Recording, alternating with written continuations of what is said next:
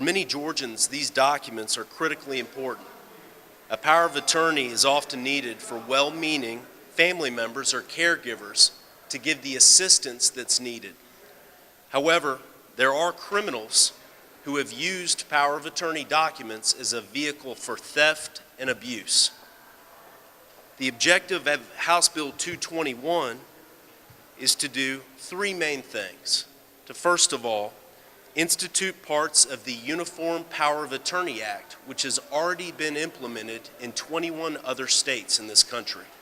That will provide for a form that users of this power of attorney can easily find in the law and utilize.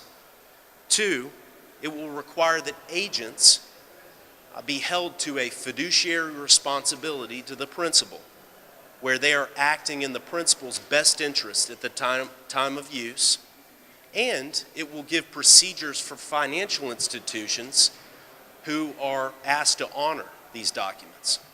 And finally, House Bill 221 will give law enforcement the tools necessary to address individuals who are acting criminally to use a power of attorney for theft or elder abuse.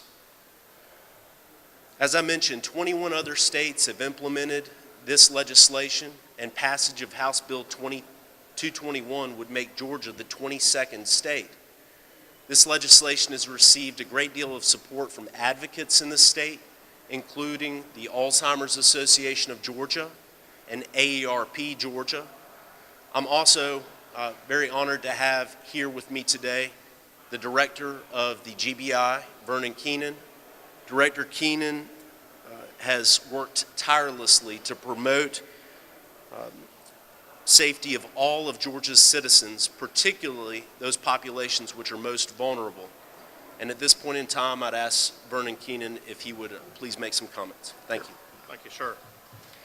I'm Vernon Keenan, Director of the Georgia Bureau of Investigation, and the GBI conducts investigations when crimes are committed against the elderly and disabled adults. And it's been our experience that the power of attorney is being used by criminals as a license to steal. And a power of attorney should not be a license to steal, but that's how it's being used today in the state of Georgia. This legislation will tighten up the law and make it so that it's very clear that someone who has been given a power of attorney cannot use that to steal the assets of the person who has given it to them, which is what is occurring in this state.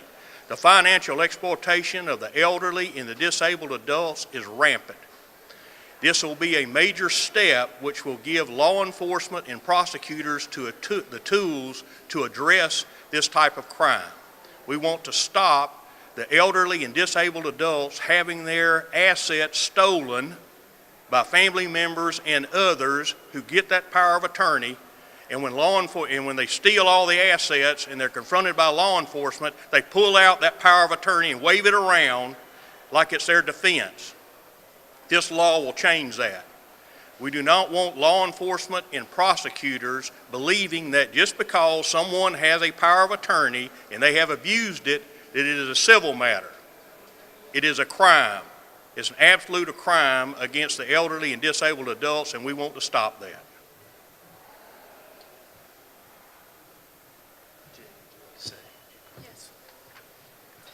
I'm Ginny Helms, Vice President of Chapter Services and Public Policy for the Alzheimer's Association Georgia Chapter.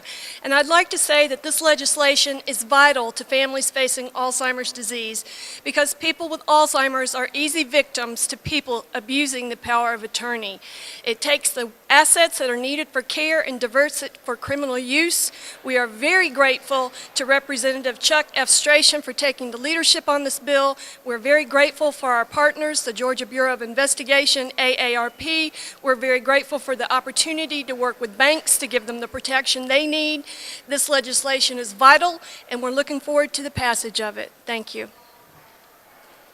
I want to thank all the partners who have come together to work on this important legislation as we work toward an opportunity to be heard in committee. The bill was, or a similar bill was introduced in the 2016 session We actually had a hearing on it before the first day of the 2017 session, so we are already moving along.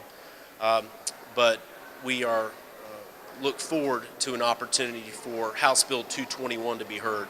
We'll be happy to answer any questions.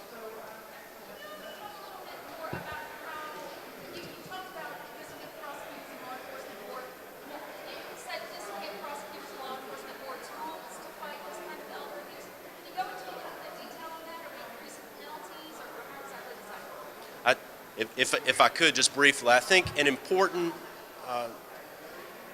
aspect of the testimony we've heard is that there's not a specific mention in the elder abuse statute for these types of crimes. And the danger is that law enforcement responding to reports of these offenses are in a position, or an argument is made, that this is a civil matter. This isn't a criminal matter. And so to clearly provide in the law that abuse of these financial documents is a crime and it should be investigated and should be prosecuted will be a major step forward to address the theft and abuse that we're seeing in the state. And Director, if you want to comment. If we're successful in getting this legislation passed, once it's enacted, signed into law by the governor, then we're going to start a major media campaign to let everyone know that a power of attorney is not a license to steal. And then we're also going to do statewide training for law enforcement and prosecutors in the area of the financial exploitation of the elderly and disabled adults. And of course, the abuse of the power of attorney under existing law is one of the key factors that plays into that. So the first step is to get the legislation passed, and the next step is to have statewide media campaign and a training session for law enforcement and prosecutors so that we really go after the criminals that are abusing the power of attorney. All right, any other questions? All right, well, thank you so much for everyone being here this morning. Thank you. Thank you. Thank you. Thank you.